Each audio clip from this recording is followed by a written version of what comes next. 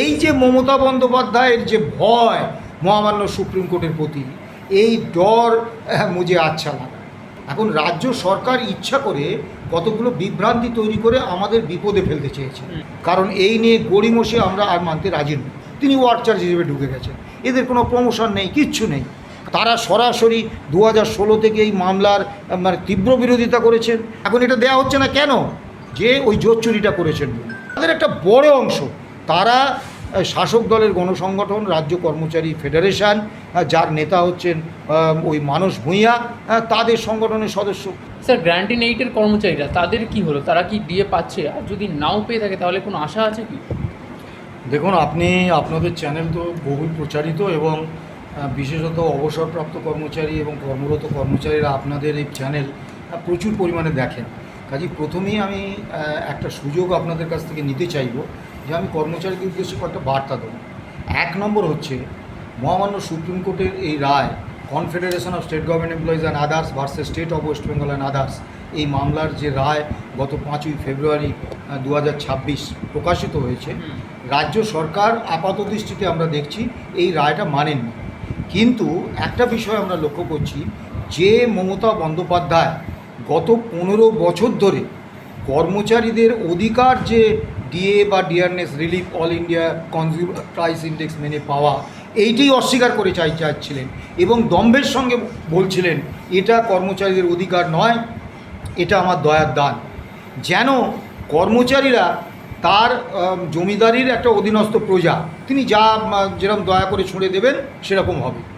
এখন এই মমতা বন্দ্যোপাধ্যায়কে সুপ্রিম কোর্ট বাধ্য করেছেন যে এই বক্তব্যটা ভুলে এই রায় কার্যকর করার ক্ষেত্রে পদক্ষেপ নেওয়া। এই যে মমতা বন্দ্যোপাধ্যায়ের যে ভয় মহামান্য সুপ্রিম কোর্টের প্রতি, এই ডর মুঝে আচ্ছা লাগা। দ্বিতীয় বিষয়টা হচ্ছে, এই রায়ের ফলে কর্মরত এবং অবসরপ্রাপ্ত বিভিন্ন আন্ডারটেকিংয়ের কর্মচারী, বোর্ড, কর্পোরেশন, পঞ্চায়েত, পুরসভার কর্মচারী, শিক্ষক, শিক্ষাকর্মী এবং রাজ্য সরকারি কর্মচারী প্রত্যেকে এই ডিএটা বা ডিআরএস রিলিফটা পাবেন। যে সমস্ত পেনশনার প্রয়াত হয়েছেন, পেনশনারদের যিনি ফ্যামিলি পেনশন পেতেন তিনিও প্রয়াত হয়েছেন, তা সেক্ষেত্রে তাদের যে আইনসঙ্গত উত্তরাধিকারী তিনিও পাবেন। এবং এক্ষেত্রে আমাদের সাধারণ সম্পাদক মলয় মুখোপাধ্যায় তিনি অর্থ সচিবকে একটা চিঠি দিয়েছেন, দিয়ে বলেছেন যে এই যাদের পেনশনার এবং যাদের এরা ফ্যামিলি পেনশনও মারা গেছেন তাদের ক্ষেত্রে আপনি করুন, একটা মোডালিটিস তৈরি করুন। তা সেক্ষেত্রে একটা অর্ডার বার করা হয়েছে, কিন্তু কোনো মোডালিটিস হয়নি। তাদের উদ্দেশ্যেও আমরা বলছি যে আমরা লেগে আছি, আপনারা যারা আইনসঙ্গত উত্তরাধিকারী তারাও এই টাকাটা পাবেন। কাজেই কেউ পাবেন না এরকম বিষয় নয়। এখন রাজ্য সরকার ইচ্ছা করে কতগুলো বিভ্রান্তি তৈরি করে আমাদের বিপদে ফেলতে চেয়েছে। বিভ্রান্তিগুলো হচ্ছে, 1 নম্বর, আমরা এতদিন গত 11 বছরে মামলা পড়েছে, 10 বছর হচ্ছে মামলার তা এই এতে আমরা এতদিন ধরে যে লড়াইটা করেছিলাম দুটো। একটা হচ্ছে যে DA is A legally enforceable right of the employees, এটা প্রতিষ্ঠা করা। 2 নম্বর হচ্ছে ডিএ বা ডিআরএস রিলিফ প্রদানের একেবারে নির্দিষ্ট নিয়ম হচ্ছে all India consumer price index. ঠিক আছে? তা এই দুটোর নিয়ে আমাদের লড়াই ছিল, কিন্তু এখন লড়াইটা বিভিন্ন ফ্রন্টে করে দিয়েছে। কীরকম? আগামী 15 তারিখ সুপ্রিম কোর্টে আমাদের বলতে হবে যে 16 থেকে 19 পর্যন্ত যে ডিএ যাদের অ্যাকাউন্টে ঢুকেছে তাদের কিন্তু দেওয়া হয়েছে 45%। কীরকমভাবে? ডাটা তথ্যের কারচুপি করা হয়েছে। অর্থাৎ 1 January 2016 all India consumer price index সিমলার যে labour bureau government of India, যেটা সারা ভারতে মান্যতাপ্রাপ্ত সূচক, সেইতে 125% ডিএ হওয়ার কথা, তারা 100% দেখিয়েছে। তারপরে পর ধাপে ধাপে এরকমভাবে কম দেখিয়েছে। ফলে 16 থেকে 19 তাদের যা প্রাপ্য ছিল সেই প্রাপ্যের অর্ধেকেরও কম তারা পেয়েছেন, 45%। এখন মহামান্য সুপ্রিম কোর্টে আমাদের এটা তুলে ধরতে হবে যে আমাদের সঙ্গে প্রতারণা করা হয়েছে, চিটিংবাজি করা হয়েছে। একটা সরকার কর্মচারী বা পেনশনারদের সঙ্গে প্রতারণা করছে। আবার দ্বিতীয় বিষয়টা, কলকাতায় যে সমস্ত পেনশনারের পেনশন হয় কলকাতার ব্যাংকের থ্রু দিয়ে, তাদের ক্ষেত্রে আমরা শুনেছি এজির মাধ্যমে এগুলো হয়, এজি হিসেব করে। সেক্ষেত্রে রাজ্য সরকারের এই যে মিথ্যা হিসেব, এই মিথ্যা হিসেব কিন্তু এজি মানেননি বলে আমরা শুনতে পেয়েছি। এখনও কোনো তথ্য মানে প্রামাণ্য তথ্য আমাদের কাছে নেই, কিন্তু আমরা ভরসা করার মতো সূত্রেই খবর পেয়েছি যে এজি ওই 1/1/2016-তে ডিএ ইকুয়াল টু 100% এটা এজি মেনে নেয়নি, যার ফলে এজি রাজ্য সরকারের থেকে চেয়েছি, ক্লারিফিকেশান চেয়েছি, যার ফলে কলকাতার ব্যাংকের যারা পেনশন পান তারা টাকাটা পাননি। আবার অনেক পেনশনার যেমন বারাসাত থেকে ট্রেজারি থেকে খবর আসছে তাদের হয়নি। বিভিন্ন আন্ডারটেকিংসের ক্ষেত্রে তারা ব্যবস্থা নেননি। আমরা এই কদিন আমি, আমাদের সাধারণ সম্পাদক মলয় মুখোপাধ্যায় এবং আমাদের এক ঝাঁক সক্রিয় তরুণ কর্মী, আমরা বিভিন্ন দপ্তরে, সে শিক্ষা দপ্তর থেকে শুরু করে সে আপনার আন্ডারটেকিংসের বিভিন্ন দপ্তরগুলো, পঞ্চায়েত, পুরসভা, সর্বত্র কিন্তু আমরা যাচ্ছি। এবং একটা কথা স্পষ্টভাবে আমরা বলছি, যে দপ্তর, অ্যাডমিনিস্ট্রেটিভ ডিপার্টমেন্ট বা যে আন্ডারটেকিংসের অথরিটি যারা এই কাজটা শুরু করবেন না, তাদের বিরুদ্ধে কিন্তু আমরা কন্টেম্পট পিটিশন করবো সুপ্রিম কোর্টে। কারণ এই নিয়ে গড়িমসি আমরা আর মানতে রাজি নই। এখন সরকার যেটা করে দিয়েছেন অত্যন্ত অন্যায় করেছেন। প্রথম যেটা করেছেন যে 2008 থেকে 2015 পর্যন্ত এখন দিতে পারছি না, কারণ আমার কাছে ডেটা বেস নেই। একেবারে মিথ্যে কথা। 2015-র আগে তো কোষা সিস্টেমে বেতন হতো, সেই কোষার ডেটাবেস তো আপনার কাছে আছে, তা আপনি দিতে পারবেন না কেন?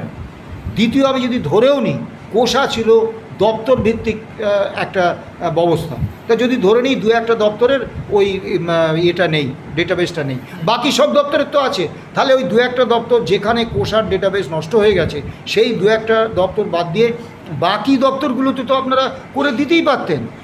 তারপরে ওনারা বলছেন যে নতুন করে ডেটাবেস তৈরি করতে হবে। এখন 2025 সালের 16ই মে যখন ইন্টারিম অর্ডারটা হয়েছিল, তখনই তো আপনারা জেনেছিলেন যে 25% ডিএ আপনাদের বা ডিআরএস রিলিফ আপনাদের দিতে হবে, তা তখন আপনারা ডেটাবেস তৈরি করেননি কেন? অর্থাৎ এটা সুপ্রিম কোর্টকে বিভ্রান্ত করে এই প্রাপ্যটা, যে অধিকারটা, যে ন্যায্য প্রাপ্য, সেইটাকে আরও দীর্ঘায়িত করার একটা অপপ্রয়াস। তো এইগুলো আমরা সুপ্রিম কোর্টে তুলব এবং আমরা প্রত্যেককে বলছি আপনারা নিশ্চিত থাকুন, confederation of state government employees আছে, যতদিন না শেষতম ব্যক্তিটা পর্যন্ত এই মানে একদম নির্দিষ্ট all India consumer price index মেনে নির্ভুল হিসেবে এপ্রিল 2008 থেকে 2019-এর ডিসেম্বর পর্যন্ত এই ডিএটা পেয়ে যাচ্ছেন বা ডিআরএস রিলিফটা, ততক্ষণ পর্যন্ত আমাদের লড়াই থাকছে, আমরা আছি, আপনাদের দুশ্চিন্তার কোনো কারণ নেই।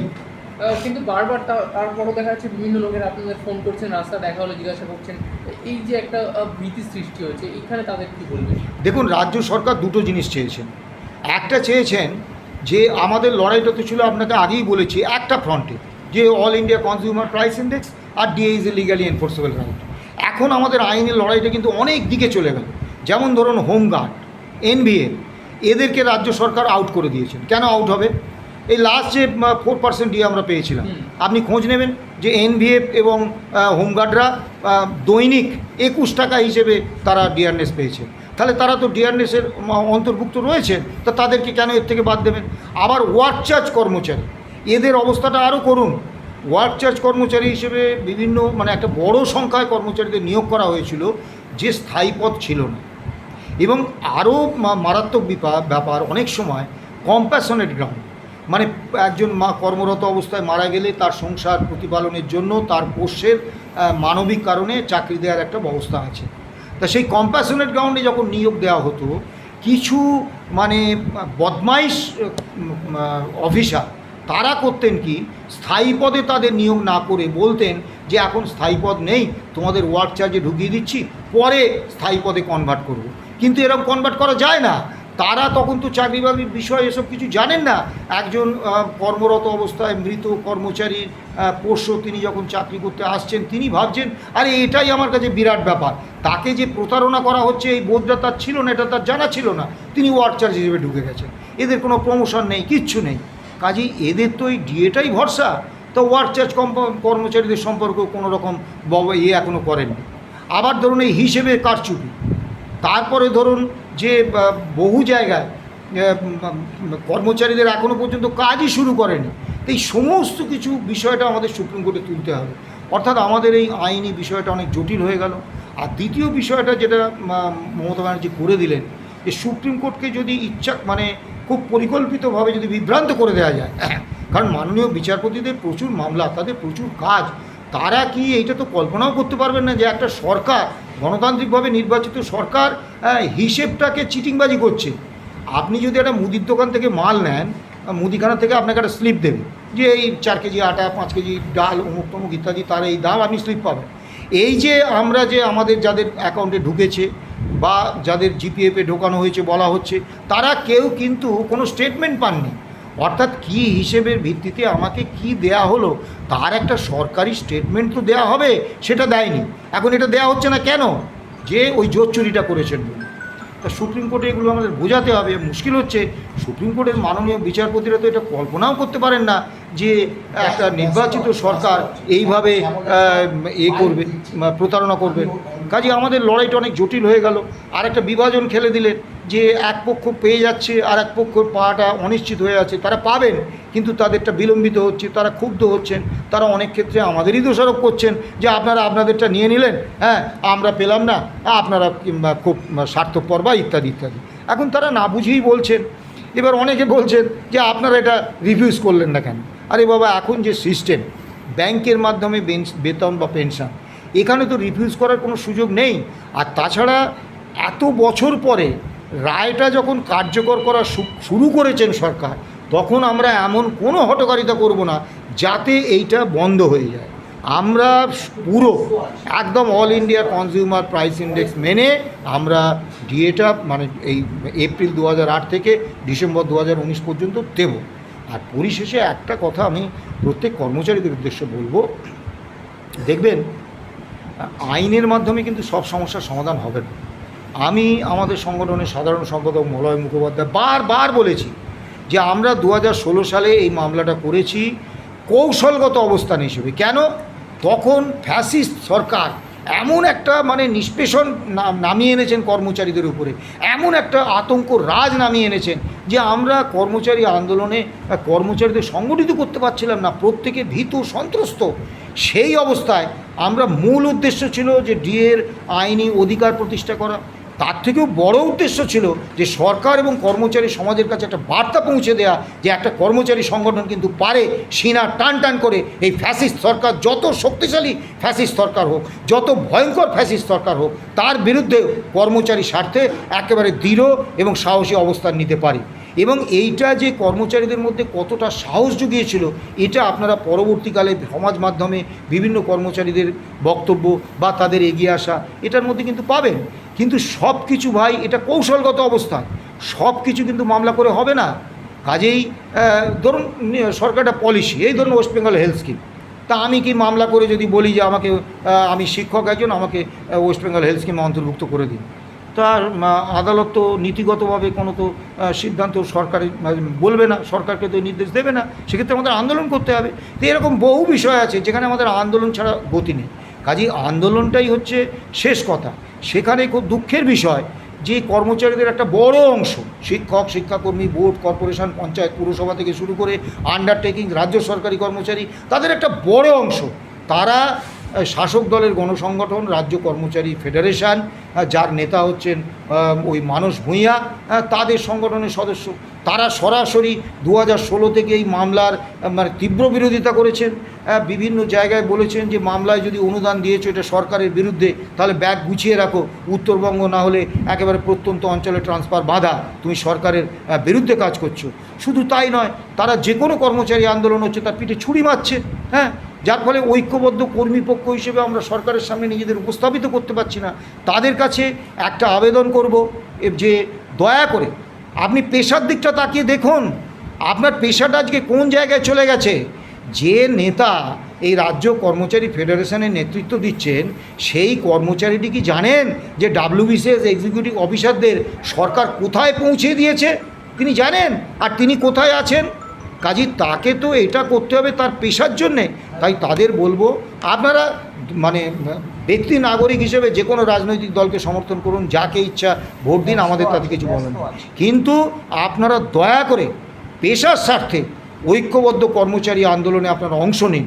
আর একটা কথা, মানস ভূঁইয়া এবং ওই নেতাকে আমি বলবো, আপনারা তো খুব গর্ব করে বলেন যে মমতা ব্যানার্জির প্রতি কর্মচারীদের একেবারে দারুণ আস্থা এবং আপনাদের উপর কর্মচারীদের দারুণ আস্থা, তারা মমতা ব্যানার্জির উপর ভরসা করে, আপনাদের উপর ভরসা করে, নাকি প্রায় 99% কর্মচারী নাকি আপনার দলের সদস্য।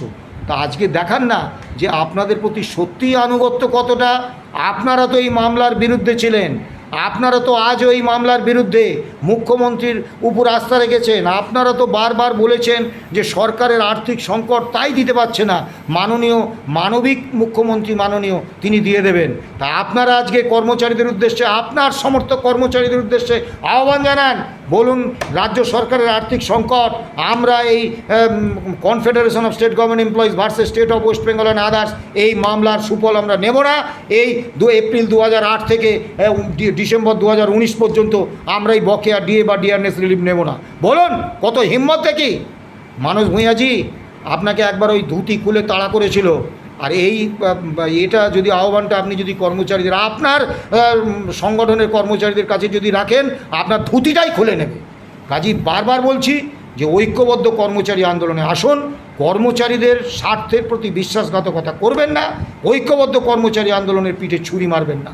কারণ শেষ আন্দোলনটা প্রতিবাদী কর্মচারীরাই বলবে, আন্দোলন যারা করে তারাই বলবে, দালাল বা সরকারের কোনো সংগঠন বলবে না।